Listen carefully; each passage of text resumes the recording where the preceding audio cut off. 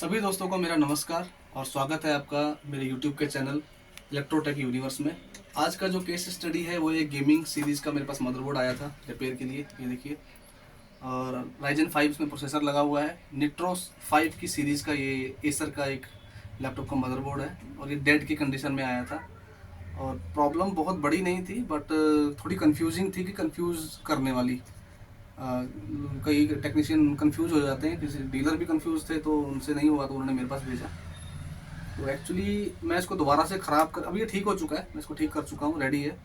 अब इसको दोबारा से ख़राब करके मैं आपको शुरू से एक एक स्टेप बताऊँ तो वो थोड़ा सा मेरे लिए ज़्यादा लंबा हो जाएगा और काफ़ी टाइम लगा इसको ठीक करने में भी। तो अभी वो तो मैं नहीं कर पाऊँगा, लेकिन आपको ओवरऑल जो इसमें मैंने काम किया है, किस तरीके से इसको डायग्नोस किया है, वो मैं आपको अपना एक्सपीरियंस ज़रूर शेयर करना चाहूँगा। तो आइए शुरू करते हैं कि मैंने इसमें क्या किया है, किस तरीके से इसको ठीक किया। ये जो बोर्ड आया था इसमें प्रॉब्लम ये थी कि ये 19 वोल्ट इसके शॉर्ट थे। 19 वोल्ट की शॉर्टिंग नॉर्मली लोग निकाल लेते हैं टेक्नीशियन, कोई बहुत बड़ी बात नहीं है। आजकल तो इतनी सारी वीडियोस हमने बना के डाली हुई हैं कि लोग निकाल लेते हैं, बट इसमें थोड़ा सा कंफ्यूजिंग था कि 19 वोल्ट तो शॉर्ट थे ही, बट कंफ्यूजिंग ये था कि जब यहाँ पे जो आप करंट सेंसिंग रजिस्टर इसका देख रहे हैं, ये निकालने के बाद जब 3 वोल्ट मैं यहाँ पे इसको इंजेक्ट करता हूँ कि शॉर्टिंग निकालने के लिए, तो इसमें क्या होता है, बाकी की सारी जो चीज़ें हैं जहाँ जहाँ 19 वोल्ट का फॉर्मेशन होता है वहाँ पे कुछ भी हीट नहीं हो रहा है, सब कुछ नॉर्मल है, ठीक है, हीट कहीं नहीं हो रहा है। कॉन्सेप्ट ये होता है लॉजिकली, अगर हम 19 वोल्ट की शॉर्टिंग निकालने के लिए जब 3 वोल्ट इंजेक्ट करते हैं तो जो भी कंपोनेंट ख़राब होता है वो क्या है कि आपका वो हीट होना चाहिए। वो हीट होगा, हीट होने से आपको पता लग जाएगा कि हाँ ये चीज़ इसकी शॉर्ट है, आप उसको रिमूव करोगे तो 19 वोल्ट की शॉर्टिंग में निकल जाती है। बट इसमें क्या था, जब भी मैं इसको 3 वोल्ट इसको इंजेक्ट कर रहा था तो उसमें क्या प्रॉब्लम आ रही थी कि ये जो हमारा जीपीयू है, यहाँ दिखाइएगा, 19 वोल्ट में जब 3 वोल्ट में जब इंजेक्ट कर रहा था तो ये जो जीपीयू हमारा है, ये जीपीयू हीट हो रहा था।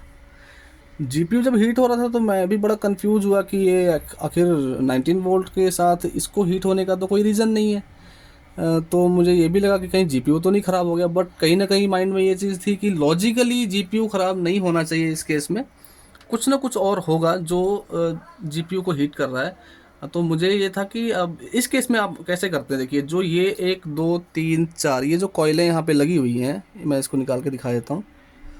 ये देखिए, ये जो कॉइल्स होती हैं ये आपकी जीपीयू की और रैम की जो सप्लाई होती है, ये 1 2 3 4 जो ये रैम लगी हुई हैं या जीपीयू, इसकी जो कोर सप्लाई होती है वो इसी से बन के आपकी आती है। तो अब मेरे को ये था कि कुछ ना कुछ इधर है जो नहीं पता लग रहा है कि आखिर क्या चीज़ है जो शॉर्ट है, जिस वजह से जीपीयू हमारा हीट हो रहा है। थोड़ा सा मेरे को भी डाउट था कि जीपीयू शॉर्ट हो गया है, बट मैंने सोचा कि नहीं, कुछ ना कुछ इसमें ज़रूर निकलेगा। पहले 19 वोल्ट की शॉर्टिंग निकालें, उसके बाद हम जीपीयू पे आएंगे। तो मैंने फिर ये देखिए यहाँ ड्यूल मॉसफेट एक लगा हुआ है, इसको रिमूव किया, फिर ये वाला रिमूव किया, बट फिर भी सेम कंडीशन थी, 19 वोल्ट फिर भी शॉर्ट थे। उसके बाद फिर ये देखिए ड्यूल मॉसफेट एक यहाँ पे भी लगा हुआ है, इसको भी मैंने रिमूव किया तो भी कंडीशन सेम थी, 19 वोल्ट फिर भी शॉर्ट बोल रहे थे। उसके बाद देखेंगे आप यहाँ पे भी एक सप्लाई 2 मॉसफेट लगा करके, ये ड्यूल मॉसफेट नहीं है, सिंगल मॉसफेट है, एक एन चैनल का और ये भी एन चैनल का। तो ये लगा करके यहाँ पे सप्लाई जनरेट की हुई है जीपीयू के लिए। अभी मैंने डायग्राम में नहीं देखा है कि कौन सी सप्लाई है, ठीक है, बट है इसकी जीपीयू की कोई सप्लाई है। तो यहाँ पे जो 19 वोल्ट पे जो हमारा ये मॉसफेट एन चैनल का लगा हुआ है, ये हमारा शॉर्ट था। ये देखिए मैंने ये निकाल के भी रखा हुआ है यहाँ पे, ये रहा, ये हमारा शॉर्ट था, ये निकाल के रखा हुआ है, इसका नंबर है 6380, ये शॉर्ट था। ये एक्चुअली क्या हो रहा था यहाँ पे, मैं आपको कॉन्सेप्ट समझा देता हूँ। 19 वोल्ट जब हमारे शॉर्ट, ये जब जब जब ये मॉसफेट हमारा शॉर्ट था, शॉर्ट हो रहा है, ये क्या कर रहा है, ड्रेन टू सोर्स शॉर्ट है ये पूरा। तो 3 वोल्ट नॉर्मली हम जब मशीन पे लगाते हैं तो मशीन 19 वोल्ट लगाते ही मशीन क्या हो जाती है, कट ऑफ हो जाती है, तो कोई असर नहीं है उधर, वोल्टेज उसी टाइम कट हो गए। लेकिन जब 3 वोल्ट हम डाल रहे हैं इसको, तो ये शॉर्ट है तो लोड ले रहा है, 3 वोल्ट वो क्या कर रहा है, 3 वोल्ट यहाँ से सीधा इधर डाल रहा है, ठीक है। अब वो क्या कर रहा है यहाँ पे, जब जीपीयू को वो सप्लाई जा रही है, ये खुद तो नहीं हीट हो रहा क्योंकि वो तो सप्लाई आगे भेज रहा है, रोक नहीं रहा उसको ना। तो यहाँ पे जब जीपीयू को सप्लाई मिल रही है तो वो ऑटोमेटिकली हीट हो रहा है, ठीक है ना। जब जीपीयू हीट होने लग गया तो हर कोई कंफ्यूज होगा कि भाई जीपीयू ख़राब है, और डीलर ने भी यही बोल के भेजा कि हाँ भाई जीपीयू ख़राब है इसका। बट जब ये मॉसफेट मैंने निकाला तो 19 वोल्ट की शॉर्टिंग रिमूव हुई, और ये मॉसफेट फिर मैंने बाद में चेंज किया, इसको चेंज करके फिर अभी मैं आपको दिखा देता हूँ। ये लैपटॉप ऑन हो रहा है और इसकी डिस्प्ले भी आ गई है। अभी फ़ैन लगा नहीं है इसलिए मैं डिस्प्ले चेक नहीं करा पाऊँगा। ये देख लीजिए, इसको मैं यहाँ से ऑन करता हूँ। ये ऑन हो गया, एक सेकेंड ना।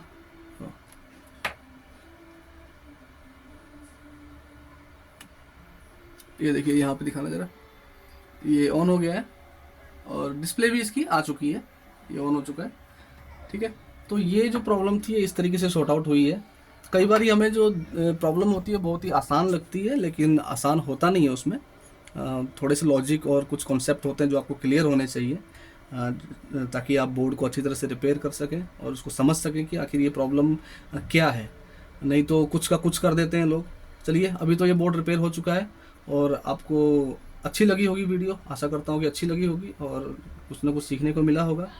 और किसी भी हमारे दोस्त को और भाई को रिपेयर से रिगार्डिंग या फिर ट्रेनिंग लेनी हो, वो मुझे कांटेक्ट कर सकता है। ऑल इंडिया लेवल पे किसी को अगर गेमिंग सीरीज़ के लैपटॉप रिपेयर करवाने हो तो वो मुझे कांटेक्ट कर सकता है।